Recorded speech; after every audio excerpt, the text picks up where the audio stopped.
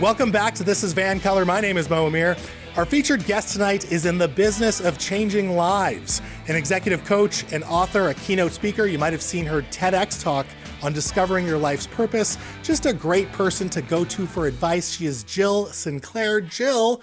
Yes. So nice to have you on the show. I'm so excited to be here. Finally. Yes. Woo! Happy New Year. Thank you. Happy Am I New Year still allowed as to well. say that? You can. What's the expiration date on that? As long as you want it. Like when I have my birthday in February, it's my birth month.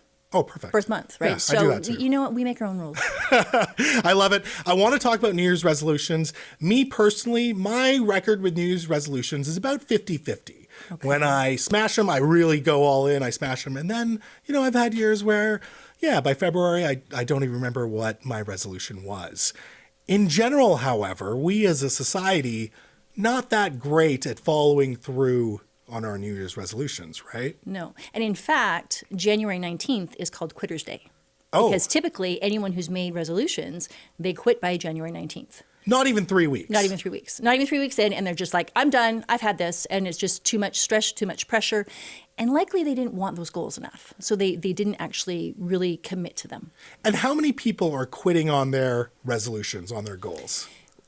Roughly, so about between 41 and 50% of all North Americans, they set resolutions for themselves. And only about 9% actually keep them. That's awful. Only about 9%, yeah. And there's so many reasons for this, right? Yeah. And the whole thing is when you're setting a goal that is negative, like you're going to do the avoidance goals, right? So a lot of people do the avoidance goals. I'm going to stop eating chocolate. I'm going to stop drinking. I'm going to stop, sitting on the couch for hours.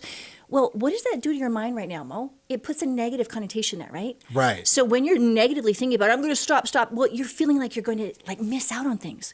So instead of doing the avoidance goals, you need to do what the experts call approach goals. Okay. And now approach goals are something that would be adding a positive habit to your life. Right. So instead of saying, I'm going to quit drinking alcohol, what you're going to say is, I'm going to add 2 glasses of water to my day, right? And you start to add something positive in there, and basically it's going to replace something that is a negative component in your life, but you start to almost trick yourself into holding fast to that goal that you have, right? So that is the first step.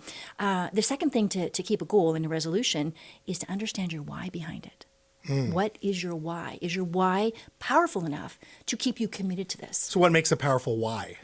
I'll tell you what, I've got a client, and his why behind his business goals is he wants to retire his father. What? Like, how powerful is that why? Because his dad is an immigrant. Right. And his dad has worked hard his whole life. They moved to Canada, and he had to basically start at the very bottom again. Yeah. And so he's like, my why is to make enough money to retire my dad, in the next 5 years. I'm like, okay, he's going to stick to that goal, right? Yeah. So once you have that why behind there, it's going to drive you to be committed, because remember, motivation is a myth. Right. Motivation is a myth. It's like a unicorn, really hard to find and really hard to keep, right? Sure. So when you're committed to that, you're more likely to actually achieve those goals, right? Okay. Yeah. And then also what you have to do is be very specific with that goal. Be very specific, because specific goals get specific results. Okay. So what do you mean by specificity?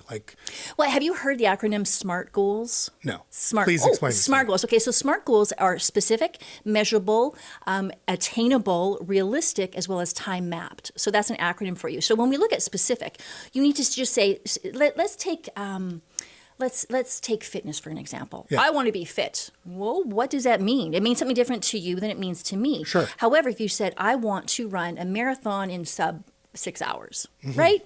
So that means okay, that's very specific. Okay, now what is my plan to actually get there? Right. Right? Yeah. And then now the M comes in, the measurable. So you're going to measure your success by how you're training. So how are you training? Are you training with the trainer? Are you logging your miles? Are you doing this scientifically?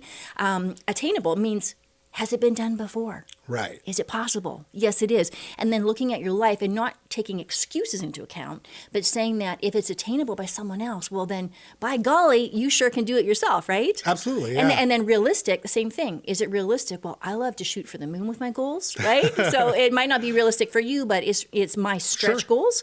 But, being realistic for you, is this time going to actually, are you going to commit to the time frame as well? And then the last one is the time map, time stamped. So when you're going to, again, going back to the marathon, if you're going to be training for a marathon, well, there's a date to that marathon, isn't there, right? Right. So when you say a marathon on May 10th, okay, well, that means I got to get my little tushy in gear and start to work out, right? Yeah. But then you have to have like that plan, because if you don't have that plan and the accountability, you're going to be that. And I think that's key, Yeah. because I know for me, whenever I've been successful with any goal or resolution, it becomes less about that end result of, losing X amount of weight or being fit or whatever. And it's more about the process, and it's Yep. about the organization, and it's about, okay, every week I'm going to work out 5 times a week, and there's going to be 3 different exercises or 3 different types of fitness activities that I'm going to do per week. Yeah. And then planning out my week, having it written down, being organized. Yeah. But it does become, I feel like, more about the process than the actual end result that you're focused on, right? And so you're almost looking at your end goal, but then working backwards and making it into bite-sized pieces and steps of how you get there, right? I love that. That's exactly right. So you've heard the term reverse engineer, right? Mm-hmm. So you've got your goal that is very specific, and now, okay, how are you going to get to that goal? So it is the absolute process of going through those steps and that plan that are going to get you there. Right. Right. And that's the beauty of it is that you're going to be, you're committing to that plan, whether you feel like it or not. Like, did I feel like running on the treadmill this morning? I did not. I did not. But did I do it? I got out of my head and onto the pavement, right? Did I feel like making those calls this morning? I did not, but I just went ahead and did it. Totally. So our minds are this beautiful, beautiful machine that can either convince us we can do something or tell us why we shouldn't. Absolutely. I'll add one more thing. What I find that works for me, accountability. So you have a friend or partner, whoever, and you're keeping yourselves, both of you, accountable to whatever your goal is. I find that becomes that little oomph when you don't want to get off the couch or you don't want to get out of bed and go for that run.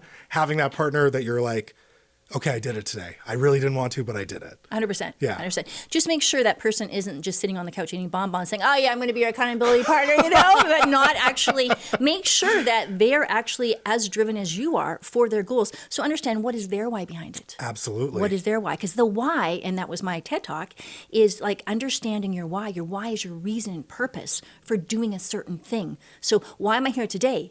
To share some tips and not necessarily tricks, but some tips for how to actually achieve your goals, right? And so for us, looking at your reason and purpose for what you're doing every single day. Totally. Right? And then just owning that. Jill, I love it. Thank you so much for your wisdom and your advice, and I hope that a lot of people take this into account. I do too. Thank you so much. Folks, she's an executive coach and keynote speaker who will absolutely call you out on your BS. She is Jill Sinclair. Now stick around, because after some business, Angela Valiant will be here to reflect on the year that was 2022, and she's brought her ukulele with her for a musical performance that I promise you will not want to miss. I'm Mo Amir. This is VANCOLOUR.